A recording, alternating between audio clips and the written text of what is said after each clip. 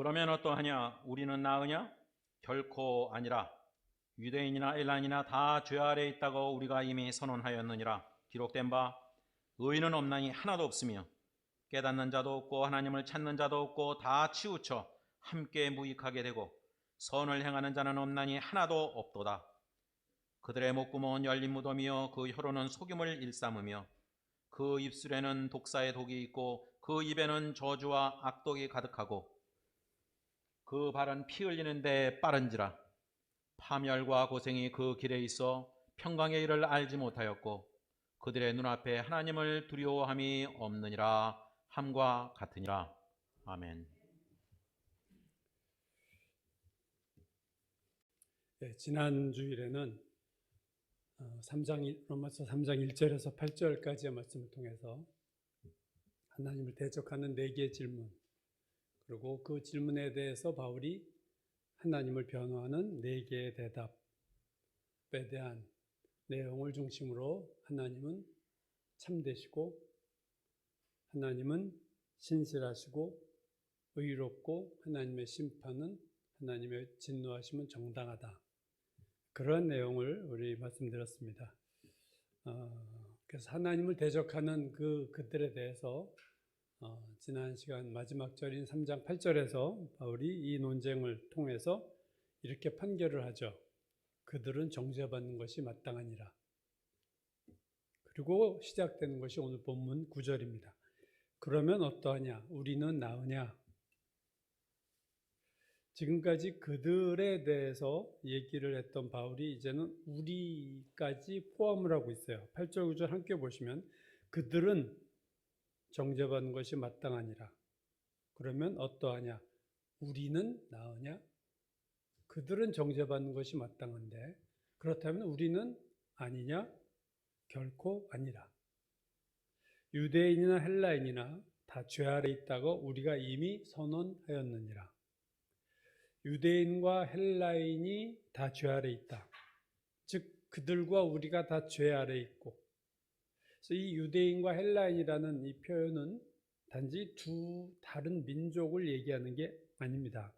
우리가 앞에서 로마서 1장 16절을 보시면 이 복음은 모두 믿는 자에게 구원을 주신 하나님의 능력이 됨이라. 먼저는 유대인에게요, 그리고 헬라인에게로다. 복음은 모든 믿는 자에게 구원을 주는데 먼저 유대인에게 구원을 주고 그 다음에 헬라인에게 구원을 준다. 그러니까 유대인과 헬라인은 모든 믿는 자 할 때 모든에 들어가는 거예요. 다시 말해서 바울에게 유대인 플러스 헬라인은 모든 인간입니다. 그럼 우리 헬라인이 아닌 아시아인은 뭐 어때? 그게 아니라 아시아인도 다 포함된 거죠. 이방인과 유대인, 모든 인간은, 모든 믿는 자, 모든 인간들에게 그렇게 하나님이 복음을 주셨다. 오늘 본문 3장 9절도 마찬가지죠. 그러면 어떠하냐? 우리는 나으냐? 결코 아니라. 유대인이나 헬라인이나 다 죄 아래 있다고 우리가 이미 선언했다. 유대인이나 헬라인이나 다 죄 아래 있다. 우리가 다 죄인이다. 성경에 많이 나오는 단어들과 그 횟수, 그 단어가 얼마나 많이 나오는가를 한번 제가 인터넷으로 조사를 해봤어요. NIV, 우리나라 사람들이 많이 보는 영어 성경 NIV 기준으로 보니까요, 하나님, 주님, 아버지, 이런 예수 그리스도 이런 거 빼고, 이런 당연히 많이 나올 수밖에 없는 단어죠. 주님이나 하나님은 그거 빼고 일반 단어 중에서 가장 횟수가 많이 나온 단어가 조사된 게 있더라고요. 그것이 뭐냐면은 영어에서 하트예요. 마음입니다. 570번 정도 나오는데 그 두 번째로 많이 나오는 단어가 죄라는 sin이라는 단어예요. 500번 가까이 나옵니다. 그러니까 이 죄라는 단어가 성경에서 가장 많이 나오는 단어 순위 2위예요. 신약 성경으로 좁혀보면 죄라는 단어가 138번이 나오는데, 물론 NIV 기준이에요. 138번 중 로마서에만 죄라는 단어가 55번. 단연 1위예요. 가장 많이 나옵니다. 두 번째 많이 나온 요한일서가 16번 나오는 것과 비교하면 55번이 로마서에 나온다는 것은 신약 성경 전체의 죄라는 단어의 40%가 로마서에 나오고 있다는 것을 우리가 주목해 보게 됩니다. 신구약을 합치면 10%의 수가 로마서에 나오는 거예요.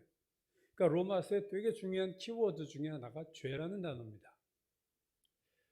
그래서 로마서처럼 죄의 문제를 심도 있게 다루는 성경이 없어요. 바울의 모든 서신을 다 통틀어도 죄라는 단어가 55번이 나올 정도로 집중적으로 죄에 대한 말씀을 많이 합니다. 오늘 본문의 시작절인 9절을 다시 보면요. 그러면 어떠하냐? 우리는 나으냐? 결코 아니라. 유대인이나 헬라인이나 다 죄 아래 있다고 우리가 이미 선언했다. 이미 선언했다. 내가 앞에서 얘기하지 않았느냐? 로마서 1장 20절 보편적인 죄를 이렇게 얘기했어요. 창세로부터 그의 보이지 아니하는 것들 곧 그의 영원하신 능력과 신성이 그의 만드신 만물에 분명히 보여 알려졌나니 그러므로 그들이 핑계치 못할지니라. 다 죄인이다. 핑계할 게 없다. 로마서 2장 17절 유대인이라 불리는 내가 로마서 21절에 해서 죄를 이렇게 얘기해요. 다른 사람을 가르치는 내가 내 자신을 가르치지 않느냐? 도둑질하지 말라 선포하는 내가 도둑질하느냐? 간음하지 말라는 내가 간음하느냐? 율법을 자랑하는 내가 율법을 범함으로 하나님 욕되게 하느냐? 그러니까 로마서 3장 오늘 9절 모든 인간이 유대인이나 헬라인이나 다 죄 아래 있다는 말씀은 로마서 1장에서 3장 8절까지 결론이에요. 잠정적으로 여기서 결론 하나 짚고 가는 거예요. 모든 인간이 죄인이다. 그러면서 10절은 다르게 표현하죠. 기록된 바 의인은 없나니 하나도 없으며 의인은 없다. 근데 기록된 바 이렇게 시작해요. 즉 구약을 인용하면서 들어갑니다. 그러니까 오늘 본문 전체에서 첫 절인 9절만 바울의 이야기고 그 다음 절 9절부터 오늘 본문 끝절까지는 기록된 바 하면서 구약의 성경들을 인용해서 인간이 죄인이라는 것을 얘기하고 있습니다. 즉 바울이 얘기하는 바는 뭐냐면 모든 인간이 죄인이라는 것은 내가 지금 얘기하는 것일 뿐만 아니라 이미 오래전 구약에서도 내려진 판정이다 하는 것을 근거로 끌고 시편을 끌고 오고 이사야서를 끌고 들어오면서 내가 한 얘기가 아니야. 이미 이전에 모든 인간이 죄인이라는 얘기를 성경이 하고 있다 하는 얘기를 합니다. 10절에서 12절까지 보면요. 없다라는 단어의 연속이에요. 10절 의인은 없나니 하나도 없으며 11절 깨닫는 자도 없고 하나님을 찾는 자도 없고 12절 선을 행하는 자는 없나니 하나도 없도다. 없고 또 없고 또 없다. 누가 없어요? 의인이 없고 깨닫는 자가 없고 하나님을 찾는 자가 없고 선을 행하는 자가 없다. 그것도 한 사람도 없다. 에레미야 5장 1절을 보면요. 이런 말씀이 나옵니다. 너희는 예루살렘 거리로 빨리 다니며 막 뛰어다녀. 빨리 다니며 그 넓은 거리에서 찾아보고 빨리 다니면서 찾아보고 알라. 모르려. 너희가 만일 정의를 행하며 진리를 구하는 자를 한 사람이라도 찾으면 내가 이 성읍을 용서하리라. 예루살렘 거리를 빨리 다니면서 찾아봐. 정의를 행하며 진리를 구하는 자 한 사람이라도 찾으면 내가 예루살렘을 멸망시키지 않겠다. 예루살렘이 멸망할 때 얼마의 인구가 살았을까? 제가 조사를 해봤어요. 그랬더니 당시 예루살렘 바벨론에 멸망할 당시 남유다의 인구가 25만 명이라고 합니다. 포로로 바벨론에 3차에 걸쳐 끌려갔는데 끌려간 포로의 숫자가 남자, 여자, 아이를 포함해서 4만 5천 명 정도 됩니다. 끌려간 사람이 주로 왕족, 귀족, 군사들, 엘리트들을 다 잡아갔어요. 그러니까 나라의 힘을 다 빼버린 거죠. 귀족, 왕족, 군대, 엘리트, 똑똑한 사람들을 다 데려갔는데 그게 4만 5천 명이다. 근데 여러분 그 4만 5천 명의 엘리트와 왕족과 귀족과 그런 사람들이 주로 어디에 살았겠어요? 예루살렘 수도에 살지 않았겠습니까? 그래서 당시 예루살렘 성의 인구를 5만에서 6만 명 정도로 보는 것이 이제 합당하다 그거죠. 그럼 5만 명에서 6만 명 정도가 당시 예루살렘 주민 중에서 하나님이 찾으시는 사람이 한 명도 없었다. 그 다음 2절이 더 기가 막혀요. 그들은 한 명도 없는데 그들이 여호와께서 살아계심을 두고 맹세할지라도 실상은 거짓 맹세니라. 이 말은 뭐냐면 하나님 찾으시는 의인은 한 명도 없지만 자기들 나름대로는 하나님의 살아계심을 두고 맹세하는 이들은 많다는 거예요. 자칭 의인은 있는데 하나님 볼 때는 없다 그 얘기죠. 예루살렘 성이 의인 한 명이 없었다. 소돔 성의 아브람과 하나님과 대화해서 의인 10명이 없어서 망했고 예루살렘은 한 명이 없어서 망했고 노아 시대에는 더 범위가 넓어서 전 인류 중에서 8명만 남고 다 멸망했어요. 왜 하나님의 아들 예수가 이 땅에 오셔야 되는가? 그 이유는 모든 사람이 죄 아래에 있기 때문입니다. 아기 예수가 이 땅에 태어난 이유는 이 땅에 의인이 한 사람도 없었기 때문이에요. 예수께서 오시지 않으면 구원받을 자가 아무도 없었기 때문에 이 땅에 오신 거예요. 그래서 오늘 본문은 없다는 거예요. 하나님이 아무리 찾으셔도 의인이 없다. 그게 오늘 바울이 내리는 결론입니다. 자, 그렇다면 하나님이 합당한 사람이 한 명도 없는데 그러면 도대체 어떤 죄를 졌길래 한 명도 하나님 보시기 없는가? 기독교 교리의 시작은요, 창조로 시작됩니다. 창조, 그 다음이 타락이에요. 기독교의 세계관을 얘기할 때 세 단어를 꼽습니다. 창조, 타락, 구속. 이 기독교 역사 세계관의 전부예요. 창조하셨는데 타락했고 타락한 것을 하나님이 구속하셨다. 이게 기독교의 세계관의 세 단어입니다. 칼빈의 5대 교리, 장로교를 만드는 칼빈의 5대 교리를 우리가 첫 글자를 약자로 써서 튤립이라고 해요. 튤립 꽃 단어 써서 TULIP 이렇게 쓰는데 그 5대 교리 중에 첫 번째 교리도 타락입니다. 그 T라는 것은 튤립의 T의 첫 글자는 것은 Total Depravity, 전적 타락이라는 것의 약자 T예요. 그러니까 칼빈의 교리도 뭐냐면 1번이 뭐냐? 인간은 전적으로 타락했다. 그러면 그 타락이 도대체 뭐냐? 타락의 핵심이 뭐냐? 우리가 인간의 죄가 뭐냐인지 그 본질을 알려면요, 선악과 사건으로 돌아갈 수밖에 없어요. 즉 인간의 근본적인 죄는 선악과를 따먹은 데서 시작된 사건입니다. 어찌 보면 별것 아닌 것처럼 보여요. 그냥 에덴 동산에 있는 과일 하나 따먹은 건데. 우리도 어렸을 때 우리 어릴 땐 과수원이 많았죠. 과수원에서 시골에서 얼마나 과일 훔쳐먹고 도망가고 잡히고 얻어 터지고 그런 일들이 얼마나 우리나라에 많았습니까? 선악과 하나 따먹은 건데. 그게 인간의 근본적인 죄다. 그게 어떻게 큰 죄가 될까? 근데 창세기 3장 보면 이 선악과를 따먹는 것의 심각성에 대해서 하나님이 이렇게 말씀하셨어요. 동산 각종 나무의 열매는 내가 임의로 먹되 선악을 알게 하는 나무의 열매는 먹지 말라. 내가 먹는 날에는 반드시 죽으리라. 반드시 죽으리라. 창세기 2장에서 하신 말씀. 먹으면 죽는다는 이 선악과를 왜 이브와 아담은 따먹었을까? 그 이유는 여러 번 말씀드렸죠. 하나님과 같아지고 싶어서였어요. 자, 하나님과 같아지고 싶다라는 말을 다르게 표현하면요, 하나님으로부터 독립하겠다는 거예요. 하나님의 간섭 없이 내 마음대로 살겠다는 거예요. 하나님 없이 행복해지고 싶다는 거예요. 하나님 없이 살고 싶은 욕망, 하나님으로부터 자유롭고 싶은 이러한 이브의 생각은 오늘날 믿지 않는 모든 사람의 생각이기도 합니다. 창세기 11장에 보면 당시 인류가 언어가 하나였고 그들이 모여서 바벨탑을 쌓죠. 바벨탑을 쌓은 이유가 무엇이냐 하면 성경이 탑 꼭대기를 하늘에 닿게 하여 우리 이름을 내자, 그거였어요. 탑의 꼭대기를 하늘에 단다. 하나님과 같아져서 우리도 대단한 존재야 라는 것을 보여주자. 인간이 얼마나 위대한 존재인가를 보여주자. 인간의 이름의 위대함을 보여주고자 하는 것이 바벨탑을 쌓은 이유입니다. 이브와 똑같은 거죠. 하나님과 같아지려.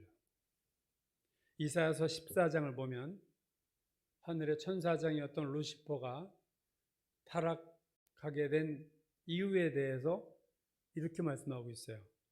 내가 내 마음에 이르기를 내가 하늘에 올라. 이 말 중에 이 높다는 표현이 얼마나 많이 나오는지 보세요. 내가 하늘에 올라 하나님의 뭇별 위에 내 자리를 높이리라. 내가 북극지폐 산 위에 앉으리라. 가장 높은 구름에 올라가 지극히 높은 이와 같아지리라 하는도다. 이게 루시퍼가 반역한 이유예요. 올라가고 가장 높은 곳에 올라가서 지극히 높은 이와 내가 같아지겠다. 선악과 사건과 바벨탑 사건과 루시퍼가 타락한 사건의 공통점은 다 모두 하나님과 같아지겠다. 다르게 표현하면 피조물이 창조주와 똑같아지겠다. 그걸 한마디로 말하면 C.S. 루이스가 반역이다 그랬어요. 그것은 반역을 꾀한 거예요. 영모를 꾀한 거예요. 이게 죄의 본질입니다. 이게 타락의 핵심이에요. 피조물의 가장 큰 죄는요 뭐냐면 살인하고 간음하고 이것보다 더 큰 죄는 피조물의 가장 큰 죄는 창조주의 자리에 앉겠다는 거예요. 자신이 왕이 되겠다는 거예요. 영모죠. 여러분 오늘 내가 도덕적으로 깨끗하게 살아도 내가 하나님으로부터 자유롭게 살겠어. 나 하나님과 독립할래. 내가 인생의 주인처럼 살 거야. 내가 왕으로 살래. 하나님 아니라 내가 나를 높이겠어. 라는 것이 가장 큰 죄입니다. 예수를 믿어도 이게 가장 큰 죄라는 것은 모르는 분들이 많아요. 사실. 난 무슨 죄를 져? 내가 돈 남의 거 훔치기를 해. 깨끗하게 살았어. 근데 내 마음대로 살았고 내 생각대로 살았고 내가 주인처럼 살았고 내가 왕노릇하며 살았고 하나님 없이 살고 하나님 없이 행복하고 하나님이 아니라 나를 높이면서 살았어요. 이게 죄의 본질입니다. 선악과를 따먹은 후에 아담과 이브는 선악과를 따먹기 전의 아담과 이브가 아니에요. 전혀 다른 존재가 됐습니다. 이제는 죄성이 몸에 밴 인간이 된 거예요. 코로나균이 변형이 나오듯이 창조받았던 인간이 변형된 겁니다, 여러분. 처음 창조된 인간과 선악과 이후의 인간은 질적으로 다른 인간이에요. 창조된 인간은요, 하나님 중심적으로 사는 인간이었어요. 그러나 선악과 사건으로 범죄한 인간은 자기 중심적인 인간이 된 거예요. 이젠 나 중심으로 사는 인간이 된 거예요. 타락 전에는 에덴 동산에서 아담과 이브가 마음대로 자연스럽게 살아도 하나님을 위해서 살고 하나님의 영광을 위해서 살고 하나님 중심으로 살았어요. 그걸 뭐 의식하지도 않고 그냥 저절로 그렇게 됐어요. 그러나 타락한 이후에는요, 우리가 자연스럽게 살면 우리는 나를 위해서 살고 이기적으로 살고 나 중심으로 살아요. 자연인이 뭡니까? 내가 생긴 대로 사는 거예요. 그러면 하나님의 영광을 위해서 살지 않습니다. 모든 인간은 지금 변형됐어요. 변종입니다, 여러분. 선악과 사건 이후 인간은 변종이 된 거예요. 인간은 원래 하나님을 중심으로 살게 돼 있어요.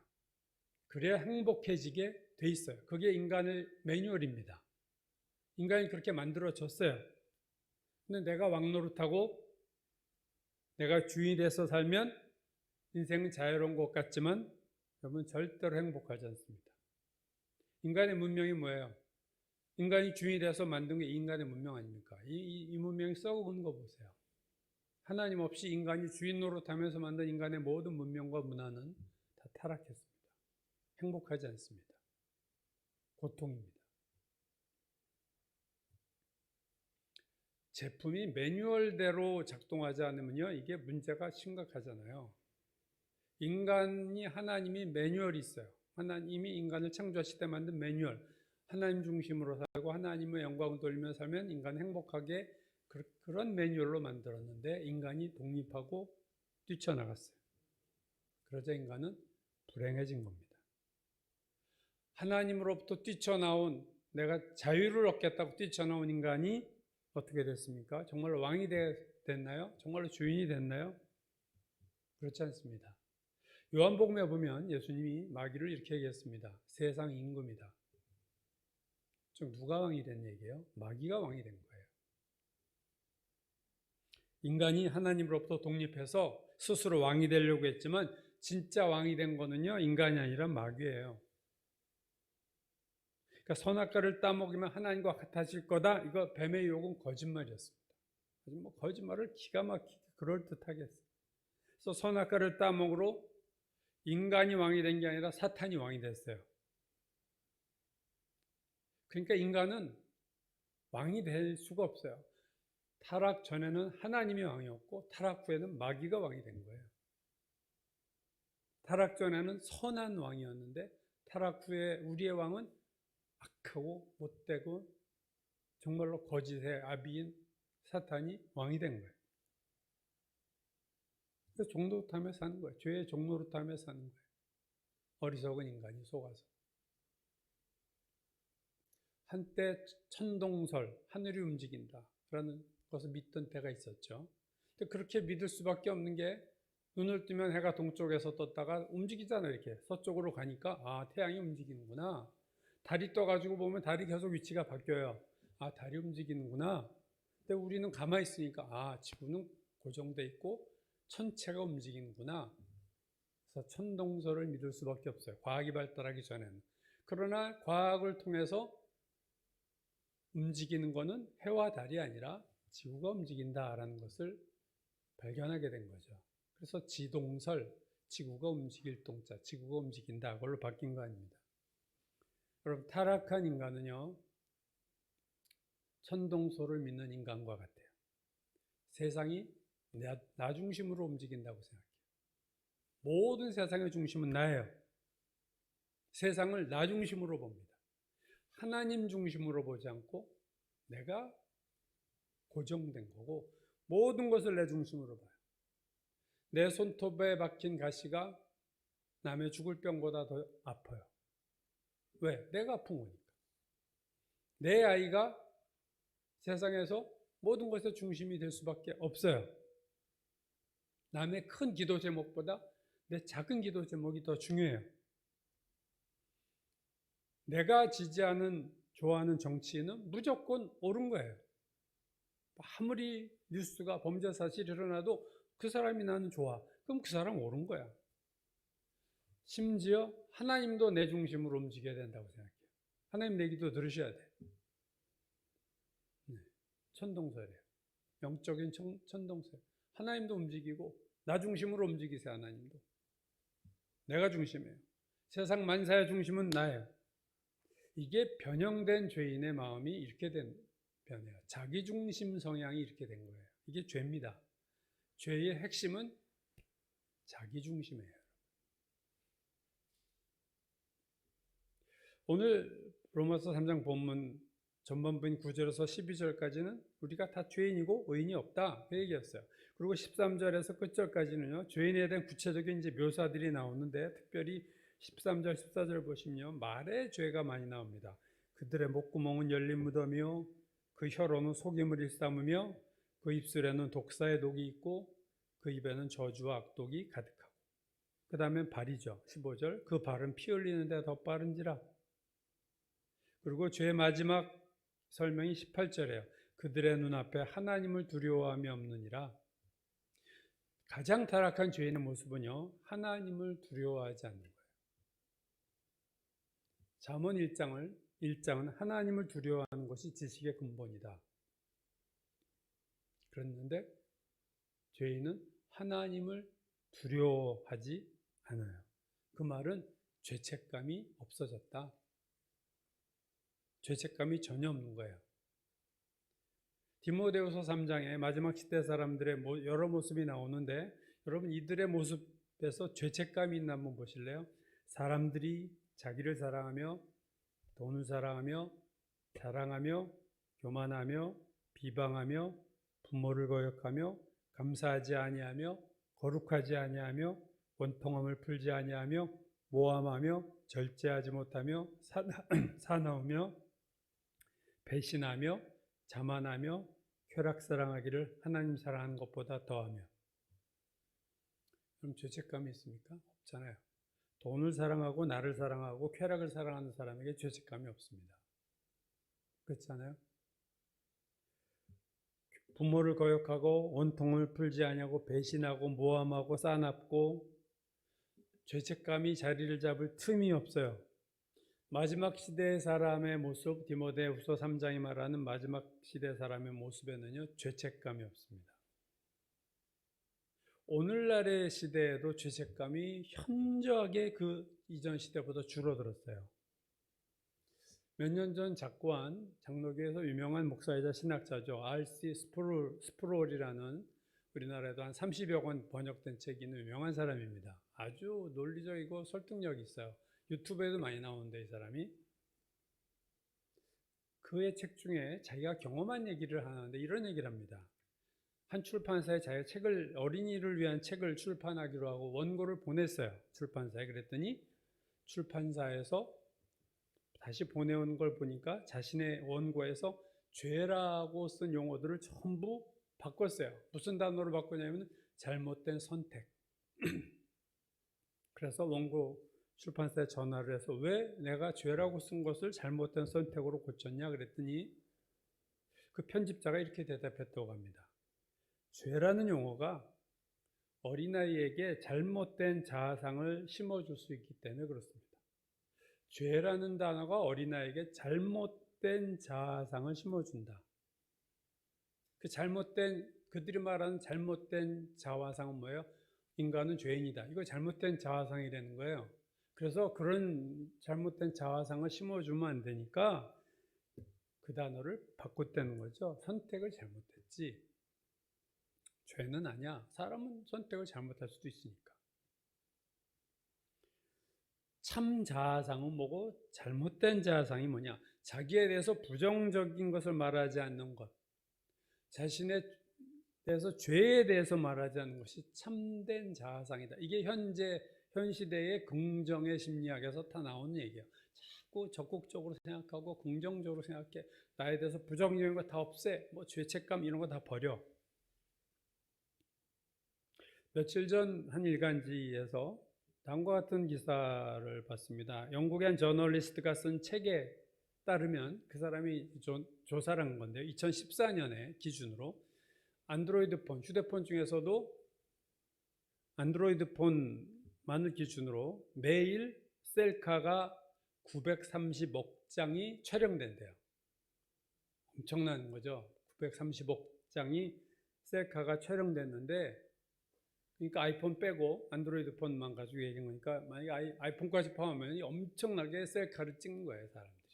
근데 그 셀카의 930억 장의 셀카 중에서 3분의 1, 즉 3장 중 1장, 그러니까 310억 장의 사진이 무슨 사진이냐면요. 18세에서 24세 젊은이들이 스스로의 모습을 찍은 거라는 거예요. 3분의 1이. 그래서 왜 자신의 모습을 찍은 사진이 젊은 애들이 왜 그렇게 많이 찍었을까 하고 저자가 그 이유를 찾아봤더니 그 결론이 뭐냐면 1900년도 초에 미국을 중심으로 한 서구 사회에서는 자존감 열풍이 불어서 자녀의 자존감이 중요하다고 생각한 부모들이 자녀들에게 넌 특별한 애야, 넌 최고야 하는 그 칭찬 세례만 듣고 자랐다는 거야. 그 요즘 MZ세대라고 그러죠. 그래서 자신이 MZ세대는 내가 특별한 사람이야. 그래서 내가 특별하지 못함을 견디지 못하게 됐다는 거예요. 그래서 결국 항상 자기를 관찰하고 사진을 찍어서 소셜미디어에 SNS에 올리고 불특정 다수의 대중의 평가를 받고 싶은 거예요. 거기에 목말라하고 반응이 없으면 좌절하는 거예요. 그러니까 자존감 중독이다. 뭐 그런 얘기를 썼어요. 자존감 중독의 지경이. 유튜브에 올리고 셀카 올리고 했는데 반응이 막 오면 막 내가 되게 괜찮은 사람 같은데 반응이 없고 악플이 달리고 하면은 자존감이 툭 떨어져. 그러니까 저자는 그 책의 그 칼럼니스트는 부모로부터 넌 특별해 라는 말을 듣고 자란 자존감 세대가 끊임없이 완벽한 나를 찍는 셀카 세대로 됐다는 거죠. 예. 자존감을 견디지 못하는 게 요즘 세대라는 거예요. 요즘 젊은 아이들은 왜? 그렇게 교육을 받았으니까. 우리나라도 옛날에 뭐 하나만 잘하면 대학 가게 한다. 다른 거 다 못해도 돼. 하나만 잘해. 뭐 그런 말을 한 엉뚱한 사람이 또 있었죠. 그랬다가 다 흐지부지 됐지만, 자존감이 낮은 것을 견디지 못한 오늘의 세대가 죄책감은 어떻게 생각할까? 죄책감을 느끼기나 할까? 죄책감을 받아들일까? 그냥 지워버리지 않겠어요? 죄책감을? 아이, 이런 생각 안 해. 오늘날 죄가 대중화되었고 죄가 더 깊어 심화됐어요. 그래서 점점 죄책감이 없어지고 있습니다. 과거에는 죄였는데 오늘날은 죄가 아닌 게 너무 많아요. 그러니까 죄가 확 줄어들었어요. 그러니까 죄인데 죄가 아니라고 그렇게 행동하고 죄를 짓고 살아요. 대중화됐어요. 그리고 더 심화됐습니다. 성적 타락이 더 심화돼서 동성애, 소아성애 여기까지 갔어요. TV나 영화나 학교 교육을 통해서 어릴 때부터 죄된 것을 보고 듣고 자란 세대는 죄책감이 점점 없어질 수밖에 없습니다. 젊은 세대가 죄책감이 없어질 수밖에 없어요.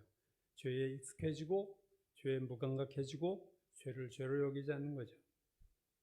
지난 9월 달에 교육방송 EBS에서 한 사람의 위대한 수업인가 하는 게 있어요. 거기서 미국의 어떤 사람의 강의를 5일 동안 방영을 했는데 9월에 시작해서 아마 10월 초에 끝났을 거예요. 얼마 안 됐죠. 근데 그 사람이 누구냐면 동성애뿐 아니라 소아성애와 근친상간도 사랑이라고 주장하는 학자예요. 그런 자를 EBS에서 위대한 수업이라는 과목에 5번 신을 구해야 돼서 많은 반대들이 있었어요. 언론에도 잘 안 나왔겠죠. 그러나 강행을 한 거죠. 공영방송이요, 교육방송인 EBS가 이런 지경이 됐다면 일반 언론은 뭐 말할 것 없다고 저는 봅니다. 죄에 대한 개념이 없어요. 언론들도.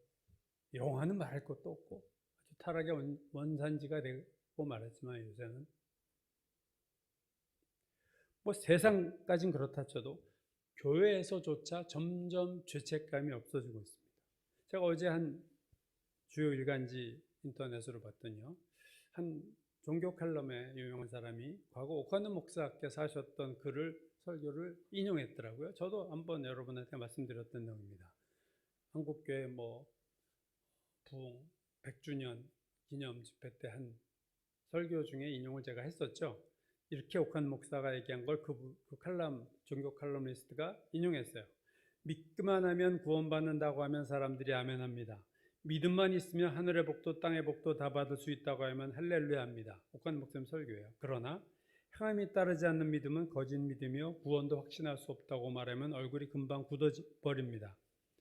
말씀대로 살지 못한 죄를 지적하면 예배 분위기가 순식간에 싸늘해집니다. 죄를 얘기하고 회개를 얘기하고 십자가를 얘기하면 성도들이 불편해합니다. 그런 성도들을 보면서 나도 모르게 설교가 바뀌었습니다. 주일 설교에서 자기 십자가가 점점 빠지게 됐습니다. 그러면서 하나님, 이놈이 죄인입니다. 제가 단 것은 먹이고 쓴 것을 먹이지 않으려는 나쁜 설교자가 됐습니다. 회개를 하는 동영상도 있죠. 그런 유명한 기억에 남는 설교를 그분이 하셨어요. 교회에서도 죄인이란 말을 듣기가 싫은 거예요. 세상은 말할 것도 없고 거기는 아예 그냥 기준 자체가 없어져. 죄책감을 느끼기 싫은 거예요. 왜 이렇게 되었을까? 여러분, 우리가 언제 죄책감을 느끼게 됩니까? 언제 내가 죄인이라는 생각이 들어요? 나보다 훨씬 탁월하고 뛰어난 도덕성을 가진 사람을 만나고 얘기하고 나면 내가 부끄러워질 때가 있죠. 비교가 되니까. 근데 죄책감이 요즘 없어진 이유는요, 죄인들끼리 비교하기 때문에 그래요. 서로. 그럼 뭐 나도 저 정도는 살지, 이런 생각을 하게 되는 거예요. 특별히 TV나 인터넷에 나오는 수많은 사건과 뉴스들을 보면서 그 나쁜 사람이 너무 많이 나오잖아요. 뉴스에 나온 사람들은 정말로 손꼽히는 사람들만 뽑아서 나온 거예요. 악인 중에서도 이렇게 손꼽히는 사람들이 이제 뉴스화될 수 있다는 거는. 그걸 보면서 일반 사람들이 무슨 생각을 할까요? 그래, 나는 그래도 괜찮은 사람이네. 저런 인간이 있어. 나 정도면 잘 사는 거야. 죄책감이 있을 수가 없죠. 나 정도면 아주 수준이 있네. 아우, 저런 말종 같은 인간들이 여태 저런 높은 지위에 있고 그렇게 유명한 인기를 누리고 살았어. 도토리 키재복이라는 말이 있잖아요. 도토리끼리 키재봤자 극히가 극히죠. 죄인들끼리 있으면 죄책감을 못 느낍니다. 이게 죄가 대중화될 때 생기는 무서운 영향이에요. 다 죄지면요, 죄책감이 없어져요. 뭐 눈이 하나만 있는 섬에 눈이 하나만 있는 사람들이 사는 섬에 눈 둘이 있는 사람 가면요, 병신이라고 합니다.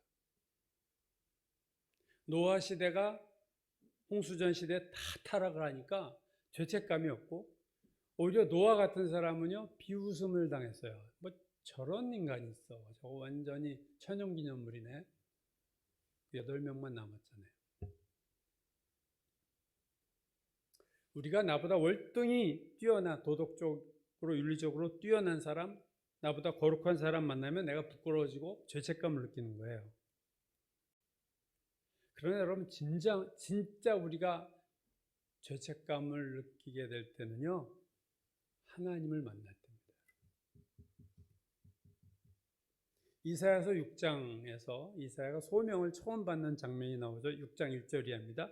우시야 왕이 죽던 해에 내가 본즉 주께서 높이 들린 보좌에 앉으셨는데 그의 옷자락은 성전에 가득하였고 스랍들이 모시고 섰는데 각기 6날개가 있어 그 둘로는 자기 얼굴을 가리고 둘로는 자기의 발을 가리고 그 둘로는 날며 서로 불러 이르되 거룩하다 거룩하다 거룩하다 만군의 여호와여 그의 영광이 온 땅에 충만하도다 하더라. 이같이 화답하는 자의 소리로 말미암아 문지방의 터가 요동하며 성전의 연기가 충만한지라. 이사야는 환상 중에 하늘의 하나님 보좌에 계신 하나님을 보게 됩니다. 이런 하나님을 본 이사야의 반응이 뭐냐면요, 그 다음 5절이에요. 그때 내가 말하되 화로다 나여 망하게 되었도다. 나는 입술이 부정한 사람이요 입술이 부정한 백성 중에 거하면서 만군의 여호와이신 왕을 배웠습니다. 이사야가 멀쩡한 사람이에요. 뭐 특별히 살인 강도 뭐 이런 사람이 아닙니다. 근데 살다가 하나님 환상 가운데 하나님의 보좌를 보고 나서 자기가 부정한 사람인 것을 알게 돼요. 이사야가 자기가 부정한 사람임을 알게 된 시점은 만군의 여호와를 만났을 때. 인간이 빛 가운데 거하시는 디모데전서에서 말한 것처럼 그분은 빛 가운데 우리가 가까이 갈수록 빛 가운데 거하신다. 그 빛 가운데 거하시는 하나님 앞에 가까이 가면 자신의 죄가 환하게 백일하에 드러나는 거예요. 엄청나게 가까운 빛에 가까이 가면 요만한 먼지도 더러운 것도 보입니다.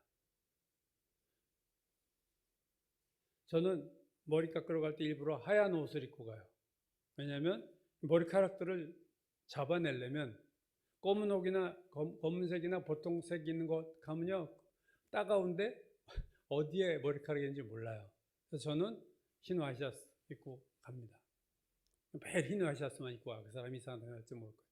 그럼 딱 머리 깎고 나면 머리카락 요만한 것까지 환한 화장실 그 거울 세면 거기다 이렇게 보면 다 보여요. 다 털어내죠.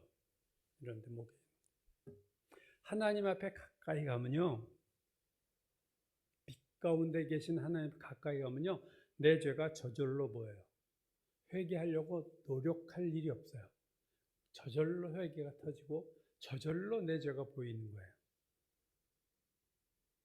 지난달 큐티했던 디모데전서 1장 15절에서 바울이 이렇게 말하죠. 죄인 중에 내가 괴순이라 내가 죄인의 두목이야. 디모데에게 편지를 보낼 때 바울이 그 시점에 뭐 큰 죄를 졌을까? 그래서 자기를 죄인 중에 괴수라고 했을까? 그게 아니죠. 바울이 하나님 앞에 가까이 간 거예요. 자기의 죄가 보니까 나는 정말로 죄인 중에 괴수구나. 하나님과 오히려 멀리 떨어진 사람은 죄가 안 보이니까 내가 뭐 어때서 나도 보통 사람이면 나도 법 없이 살 만한 사람, 이런 얘기를 하던 사람이 하나님 앞에 가까이 가면 안 보이던 죄들이 보이는 거예요. 요즘 우리가 큐티한 욥기 1장 1절이 이렇게 시작합니다. 우스 땅에 욥이라 불리는 사람이 있었는데 그 사람은 온전하고 정직하여 하나님을 경외하며 악에서 떠난 자더라. 온전하고 정직하고 하나님을 두려워하고 악에서 떠난 자가 욥이다. 이게 1장 1절에서 시작할 때 욥을 그렇게 소개해요. 즉 욥은 의인 중에 의인이다 그거죠. 1장 8절에 보면 하나님이 사탄에게 욥에 대해서 이렇게 말씀하세요. 네가 내 종 욥을 주의하여 보았느냐? 그와 같이 온전하고 정직하여 하나님을 경외하며 악에서 떠난 자가 세상에 없느니라. 욥과 같은 사람이 없어. 욥이 완전히 망하고 몸에 심한 질병이 걸린 후에 욥의 세 친구들이 욥을 위로하려고 찾아오죠. 근데 그 찾아온 세 친구가 욥에 대해서 충고를 하는데 이게 욥의 마음 가슴을 찌르는 얘기를 해요. 네가 고난당하는 이유는 네가 죄가 있기 때문에 그래. 이 얘기를 결국 그 얘기해. 친구들에게는 결국은 친구들의 말이 얼마나 맞는 말인지 몰라요. 그 말 자체는 정말로 귀한 주옥 같은 말씀인데 그걸 욥에다가 적용시켜서 이렇게 어떻게 보면 더 상처를 낸 그게 문제죠. 너 죄를 지니까 하나님이 어떤 분인데 죄 없는데 네가 이 꼴을 당하겠니? 라고 충고를 하니까 욥이 동의하지 않아요. 아니야, 나 그렇지 않아. 그래서 욥과 세 친구의 논쟁이 욥기 전체 끝까지 갑니다. 계속 셋이 돌아가면서 친구들이 지적하고 욥이 대답하면 다른 친구가 또 욥을 지적하고 죄를 지적하고 욥이 대답하고 그게 욥기의 거의 전부예요. 그러다 마지막 부분에 가면은요, 욥기에 우리가 아직 거기까지 큐티 안 했지만 욥이 하나님을 대면합니다.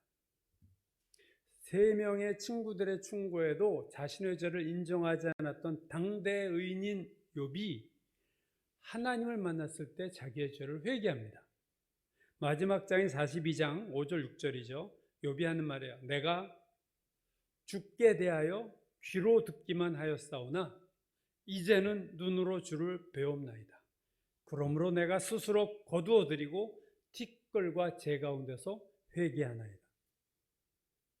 내가 스스로 거두어드리고 내가 의인이라는 주장 다 제가 철수합니다. 저 의인 아닙니다. 거두어드리고 티끌과 재 가운데서 회개하나이다. 내가 처절하게 하나님 회개합니다. 모든 논리와 주장 그동안 했던 거 다 의미가 없어요. 지금까지 하나님에 대해서 귀로만 들었는데 이제는 눈으로 봅니다. 그래서 제가 회개합니다. 이거예요. 귀로 들었을 때는 내가 회개를 하지 않았는데 하나님에 대해서 눈으로 보니 그러므로 제가 회개합니다. 욥기 전체 42장 전체에서 회개라는 단어가 여기 딱 한 군데 나와요. 언제 욥이 회개합니까? 당대 의인이 하나님도 인정했던 욥이 언제 회개한다고요? 하나님을 대면했을 때. 그냥 회개가 터져 나온 거예요. 하나님이 회개해라 그런 게 아닌데 하나님을 만나면 우리 죄가 보이고 죄책감이 들고 회개합니다. 제가 베드로 얘기는 몇 번 했죠. 베드로가 처음 예수님 만나는 장면을 누가복음이 자세하게 설명해요. 깊은 곳에 가서 그물을 내리라. 밤새 물고기 잡고 땅친 베드로에게 예수께서 하신 말씀이죠. 깊은 곳에 가서 그물을 내리라. 그래서 베드로가 뭐라고 대답해요? 밤이 맞도록 수고를 하였지만 잡은 것이 없지만 말씀에 순종하여 내가 그물을 내리리이다 하고 그물을 던졌을 때 엄청난 물고기가 잡혀서 한 배를 더 와달라고 해서 배 둘이 왔는데도 그 배에 가득 담길 만큼 엄청난 물고기를 잡았어요.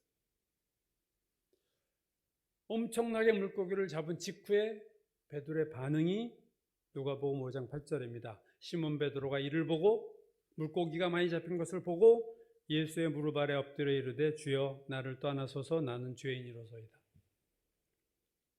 베드로가 지금 뭐 하고 있나요? 회개하고 있어요. 저 죄인입니다, 주님. 뭐 회개야 좋은 거지만 지금 이 상황이 회개할 상황이 전혀 아니잖아요. 물고기 순종해서 물고기 많이 잡았으면 할렐루야, 감사합니다, 주님. 이렇게 많이 잡게 해주셔서 감사합니다. 주님을 찬양합니다. 뭐 이래야 되는데 생뚱맞게 주님 저 죄인이에요. 저를 좀 떠나주세요. 왜 이렇게 베드로가 여기서 회개를 했을까? 예수님의 명령대로 순종해서 많은 물고기를 잡았을 때 그걸 통해서 베드로가 깨달은 거예요. 아, 이분이 메시아구나. 이분이 그동안 우리가 기다리던 메시아 예수 그리스도구나라는 것을 알고 제대로 예수님을 만난 거죠. 그러자 자기의 죄가 보인 거예요. 회개하려고 회개한 거 아니잖아요. 내가 죄인으로서이다. 지금 뭐 해서 순종했는데 내가 베드로 순종해서 물고기 잡았는데 말씀에 순종했고 물고기 많이 잡았는데 여기서 지금 그 다음에 회개가 나올 상황이 아닌데 회개를 했다는 얘기는 뭐냐면 베드로가 예수님을 제대로 만난 거예요. 베드로 주변의 사람들은 물고기만 보았을 거예요. 야, 베드로 저 사람이 이렇게만 물고기를 잡았는데 물고기 봐 했을 텐데 베드로는 물고기를 본 게 아니라 자신의 죄를 본 거예요. 참 놀랍죠? 여러분은 여러분의 죄가 잘 보이시나요? 최근에 눈물을 흘리며 가슴을 치며 회개하신 적이 있나요? 아니면 내가 눈물을 흘리며 회개한 지가 지금 몇 년 전이었더라고 기억이 가물가물하신 거예요. C.S. 루이스가 이런 말을 했어요. 우리가 정말로 죄책감을 느끼는 순간은 우리 일생에 드물게 찾아온다. 정말로 회개할 때는요 그렇게 많지 않습니다. 간단한 회개 그런 건 뭐 할 수 있어요. 그러나 정말로 우리가 죄책감을 느끼는 순간은 C.S. 루이스 말처럼 우리 일생에 아주 드물게 찾아옵니다. 그럼 구원의 시작은 회개예요. 회개입니다. 그죠? 내가 죄인임을 깨닫지 못하면 우리는 구원 못 받은 자예요. 나 죄인 아니야. 이러고 교회 다니면 아직 구원 받은 거 아니에요. 구원은 시작은 회개예요.